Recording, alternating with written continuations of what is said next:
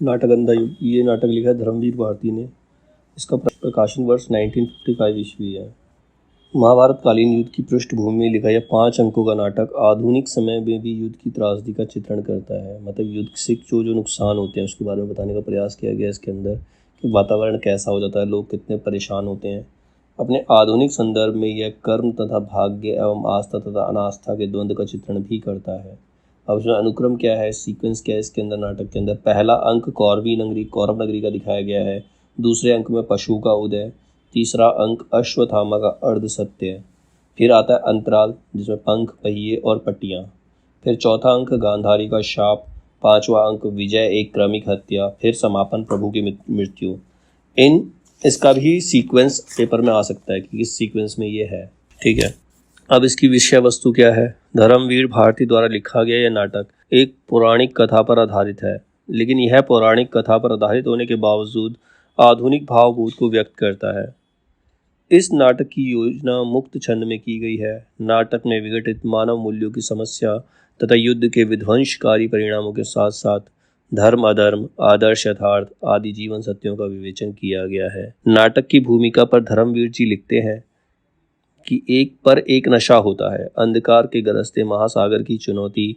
इस नशे में इतनी गहरी वेदना और इतना तीखा सुख घुला मिला रहता है कि उनके आस्वादन के लिए मन बेबस उठता है।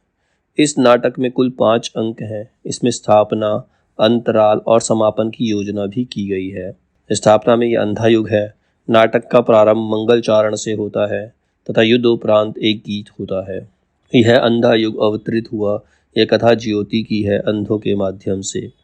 अब इसके प्रमुख पात्र कौन कौन है। प्रमुख पात्र है सबसे पहला अश्वत्थामा।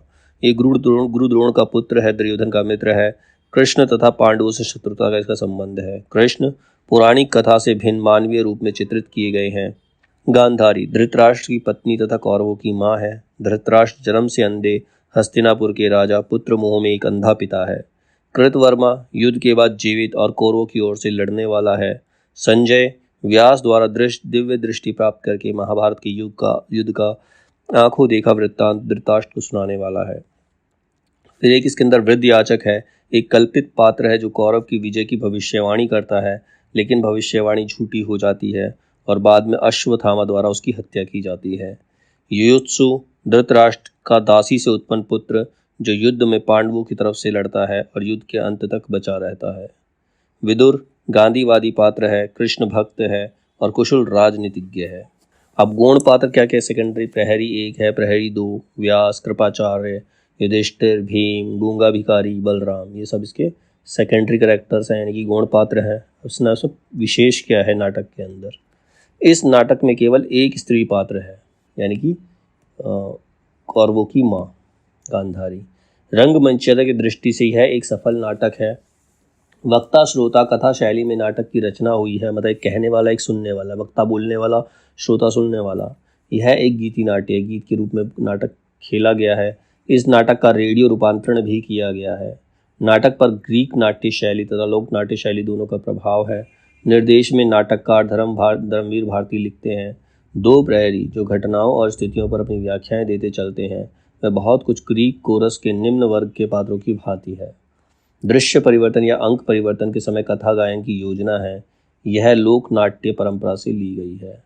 अब इसमें कथा का सार क्या है। पहला अंक, पहले अंक में कौरव नगरी है। इस अंक का आरंभ कथा गायन से होता है, जिसमें युद्ध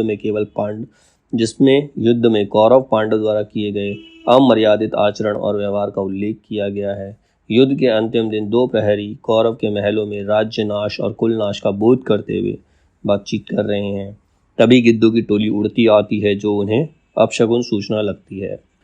तभी विदुर द्वारा धृतराष्ट्र और गांधारी के बीच मर्यादा पालन को लेकर संवाद होता है। इस संवाद में गांधारी आवेश में आकर कृष्ण को धोखेबाज और मर्यादा का हत्यारा कहती है। तभी वृद्ध याचक आता है जिसने कभी भविष्यवाणी में कहा था कि युद्ध में कौरवों की जीत होगी। वह कहता है कि कृष्ण ने अपने अनासक्त कर्म से नक्षत्रों की गति को मोड़ दिया, जिसके कारण उसकी भविष्यवाणी गलत हुई। इस अंक का अंत प्रहरी के कथा गायन से हो जाता है। अब है दूसरा अंक, इसमें पशु का उदय होता है। इसमें अश्वत्थामा को दिखाया गया है। इस अंक में संजय कृतवर्मा को अर्जुन द्वारा किए गए कौरवों के विनाश का समाचार सुनाता है और भीम दुर्योधन के बीच हुए गदा युद्ध में दुर्योधन के घायल होने की सूचना देता है। उसी समय अपना टूटा धनुष लेकर अश्वत्थामा प्रवेश करता है और अपने पिता के छल पूर्वक वध से विक्षिप्त होकर पांडवों के वध की प्रतिज्ञा करता है। तभी संजय को देखकर वह उसका गला दबोचता है। कृपाचार्य और कृतवर्मा उसे बचा लेते हैं। अश्वत्थामा कौरव नगरी से लौट रहे वृद्धयाचक का वध कर देता है और अंत में कृपाचार्य और कृतवर्मा उसे शांत करते हैं। तीसरा अंक, इसमें अश्वत्थामा का अर्ध सत्य है। इस अंक का आरंभ कथा गायन से होता है। हारी हुई घायल कौरव सेना के साथ युत्सु को देखकर नगरवासी भयभीत हो जाते हैं। युत्सु पांडव पक्ष से लड़ने के कारण आत्मग्लानि से ग्रस्त दिखाई देता है और गांधारी उस पर कठोर व्यंग करती है। तभी संजय दुर्योधन की पराजय का समाचार लाता है। दुर्योधन का पांडवों द्वारा अनैतिक रूप से वध किए जाने पर अश्वत्थामा पांडवों के वध का प्रण करता है और कौरव सेना का प्रधान सेनापति बनता है। तभी रात्रि में अश्वत्थामा को सोए हुए कुएं पर उल्लू का आक्रमण और कुएं का वध दिखता है। इसी से प्रेरित होकर वह पांडवों का वध करने के लिए उनके शिविर की ओर चला जाता है। फिर इसमें अंतराल आता है जिसके अंदर पंख, पहिए और पट्टियां हैं। यहाँ अश्वत्थामा द्वारा मारे गए वृद्धयाचक की आत्मा प्रवेश करती है। युत्सु, संजय, विदुर आदि पात्र प्रेत आत्मा के पीछे खड़े होकर अपनी अपनी आंतरिक असंगति से उत्पन्न पीड़ा को व्यक्त करने लगते हैं। अंत में महादेव भीषण रूप में अश्वत्थामा को पांडव शिविर में प्रवेश करने से रोकते हैं। फिर चौथा अंक, इसमें गांधारी का शाप है।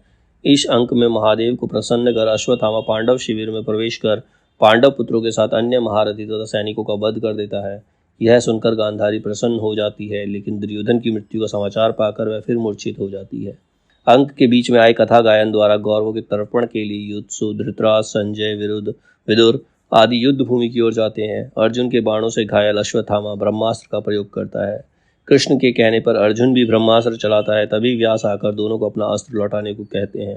अर्जुन तो अस्त्र लौटा देता है, किंतु अश्वत्थामा अपना ब्रह्मास्त्र उत्तरा के गर्भ पर चला देता है, जिससे कृष्ण अपनी शक्ति से बचा लेते हैं। अश्वत्थामा पर क्रोधित होकर कृष्ण शाप देते हैं कि पीप घावों से युक्त शरीर लेकर अनंत काल तक दुर्गम स्थानों पर भटकता रहेगा। युद्ध भूमि में गांधारी दुर्योधन के अस्थि पंजर को देखकर कृष्ण को शाप देती है कि तुम स्वयं अपने वंश का विनाश करके किसी साधारण व्याध के हाथों मारे जाओगे। फिर पांचवा अंक आता है विजय, एक क्रमिक हत्या।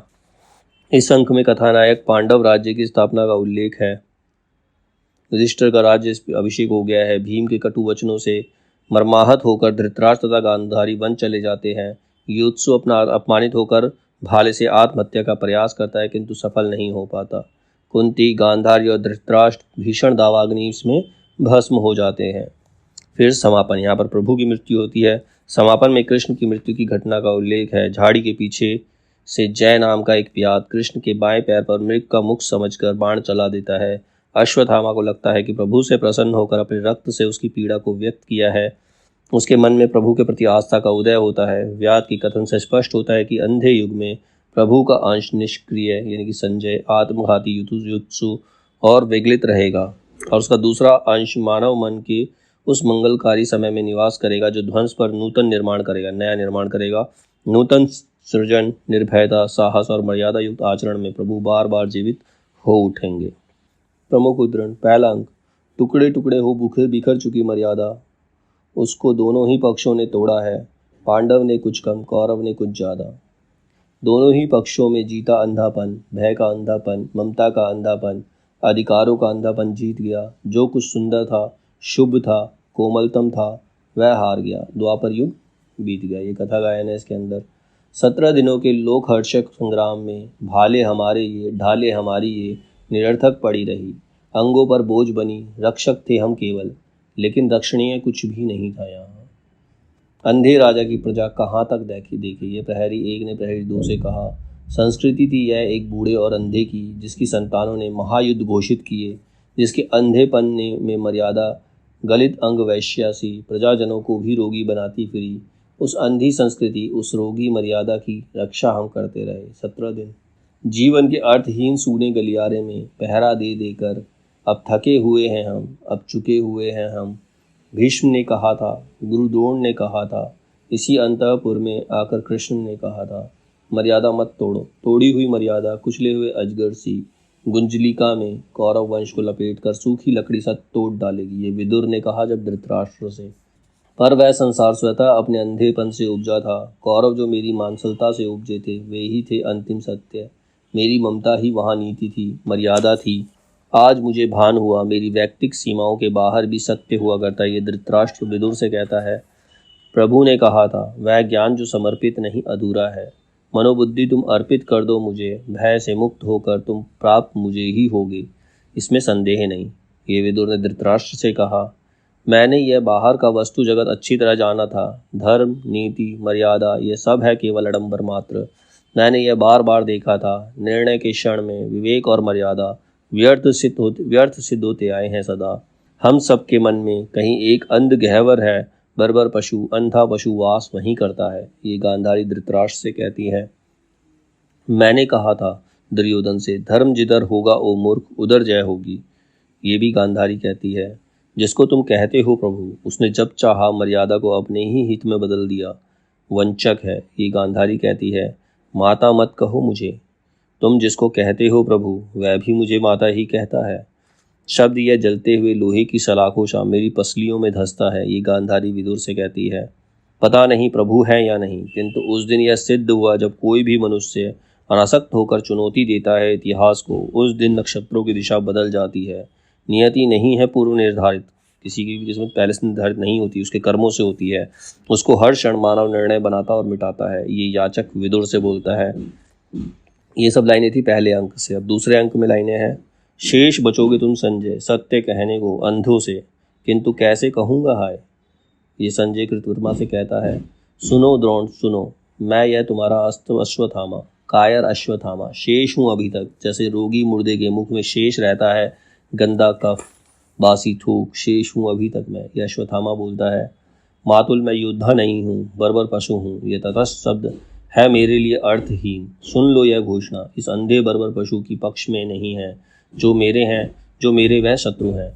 यह अश्वत्थामा कहता है, आज इस पराजय की वेला में सिद्ध हुआ, झूठी थी सारी अनिवार्यता भविष्य की। केवल कर्म सत्य है। मानव जो करता है इसी समय उसी में निहित है भविष्य, युग युग तक का। ये वृद्धयाचक बोलता है। मैंने बतलाया था उनको झूठा भविष्य, अब जाकर उसको बतलाऊंगा वर्तमान से स्वतंत्र कोई भविष्य नहीं। अब भी समय है दुर्योधन, समय अब भी है।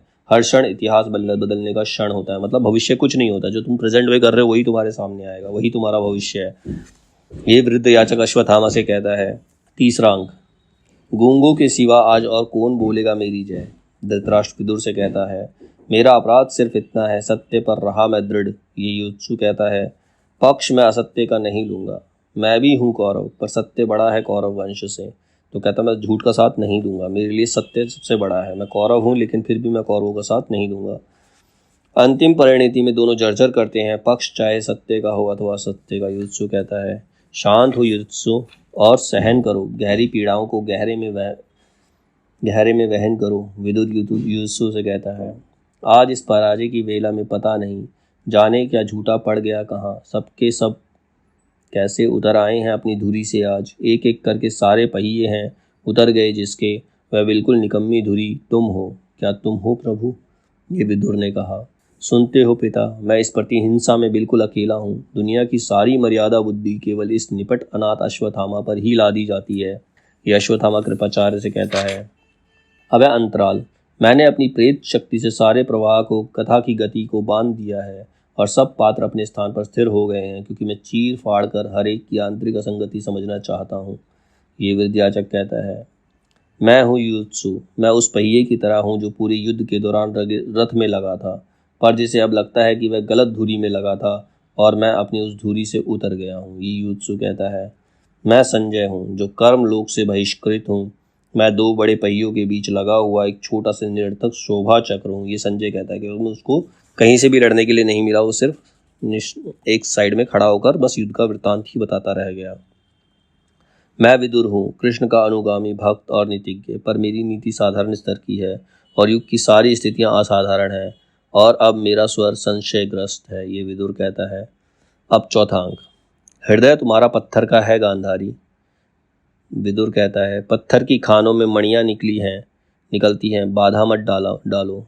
ये गांधारी कहती है, मैंने प्रतिशोध ले लिया धृष्टद्युम्न से पिता की हत्या का। यह अश्वत्थामा कहता है, अंधों को सत्य दिखाने में क्या मुझको भी अंधा ही होना है? ये संजय कहता है। मैं हूँ व्यास, ज्ञात तुम्हें है परिणाम इस ब्रह्मास्त्र का। यदि यह लक्ष्य सिद्ध हुआ तो नर पशु तो आगे आने वाली सदियों तक पृथ्वी पर रसमय वनस्पति नहीं होगी। शिशु होंगे पैदा विकलांग और कुष्ठग्रस्त।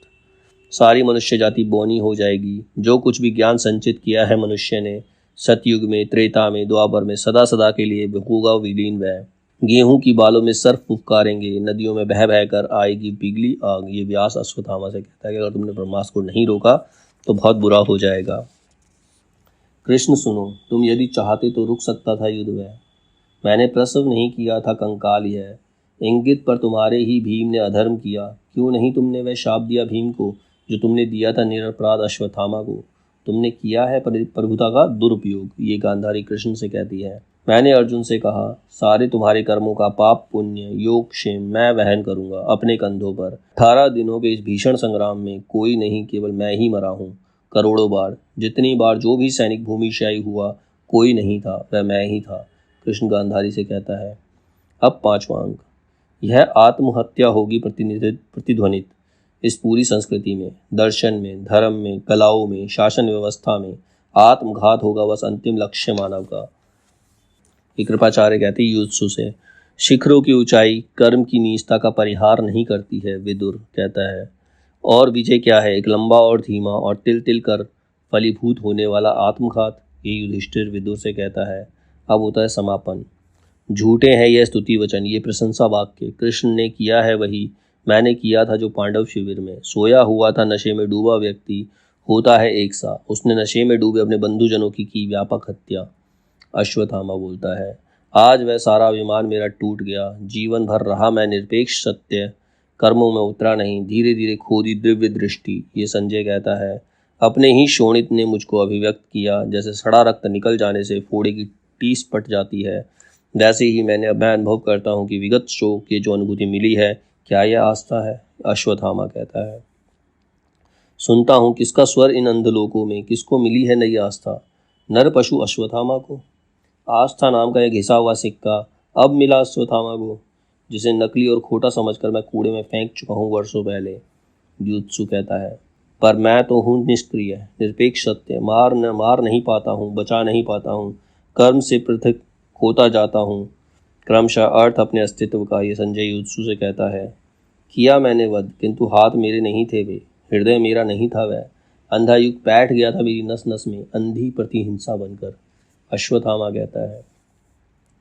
होती होगी वधिकों की मुक्ति प्रभु के मरण से, किंतु रक्षा कैसे होगी अंधे युग में मानव भविष्य की प्रभु के इस कायर मरण के बाद? युत्सु कहता है, लेकिन शेष मेरा दायित्व लेंगे बाकी सभी।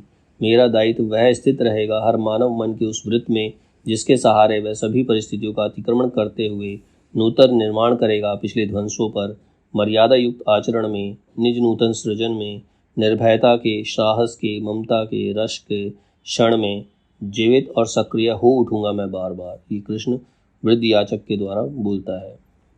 क्या कोई सुनेगा जो अंधा नहीं है और विकृत नहीं है और मानव भविष्य को बचाएगा? ये वृद्ध याचक की आत्मा कहती है।